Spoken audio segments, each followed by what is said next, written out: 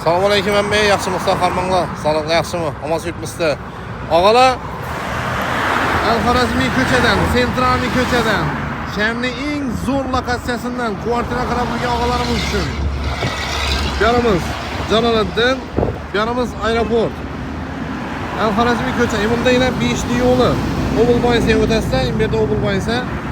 Shu yerdan Sentralniy ko'chadan kvartira sotiladi og'alar. Qani ketdik esa, kvartirani ko'rib chiqamiz. Og'alar joyini ko'rib chiqamiz, xudo xolasa. Bismillah deb boshlaymiz. Girgiyen hol, dalon desek ham bo'ladi. Alohida e'tibor berasizlar, rakoyinalar, aynalar qo'yilgan, pirkochkalar qo'yilgan. Joyimizda polni atanchetadan chiqqan og'alar. Eshiklarning to'rt ustida Rasulov eshiklari eng qimmat eshiklardan. Girgiyenimizda o'ng tarafda birinchi kuxnyamiz, oshxonamiz, xudo xolasa yana polni kuxni garniturlardan chiqib turibdi. Hamma narsasi tog, gaz plita, vitishkalar hamma narsa qo'yilgan. Bu yon tarafda balkonimiz, e'tibor berib o'tasizlar og'alar. Joyimiz 85 kvadrat og'alar. Shaharning sentridan stilli katyollar qo'yilib o'tilgan, olistollar alohida e'tibor berasizlar. Joy polni atanchetadan chiqqan. Eshiklar ham dim ajoyib bundan. Mehr berilgan eshiklar. Bu mehmonxonamiz, lyustralar, perdalar. Polni ko'chib kelib yashayveradigan joy og'alar. Ko'rpachangiz bilan, ko'rpa döşekingiz bilan ko'chib kelaverasizlar.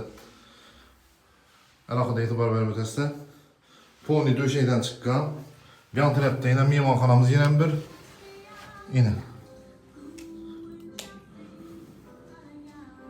Perdalar qo'yilgan. Polni atanchetadan chiqqan podoloklar endi ishlangan. Trezor ham qistirilgan. Haytik usulda tuzilgan trezorlarimiz joylari, postapkalari alohida e'tibor berasizlar.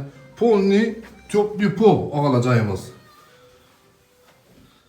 Yan tarafda yana bir xonamiz, spalnya. 3 xonali kvartira, 85 kvadrat. Sanuzelni ko'rib o'tamiz. Sanuzelimiz.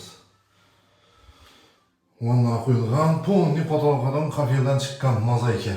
Dim ajoyib. Joylardan mehr berib ishlangan joylar. Og'alar, joyning puli $80,000. Barter, mashin desanglar ham barter ham bor. Joy polni oformleniga o'tadi. Agarda shunday joy qidirib yurgan, shaharning sentridan, lokatsiyasi zo'r joydan deb qidirib yurgan og'alarimiz bo'lsa, shu videoni tashlab qo'yasiz.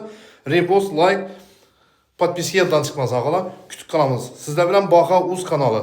Salomat bo'lasizlar, omon bo'lasizlar. 85 kvadrat, yana bir aytib o'taman, 85 kvadrat, $80,000 shaharning sentridan, Al-Xorazmiy ko'chadan 3 xonali kvartira og'alar. Salomat bo'lasizlar, like yoddan chiqmasin. Ko'proq odam tashabbus qilinglar, iltimos og'alar. Jonlari sog' bo'lsin, omon bo'linglar.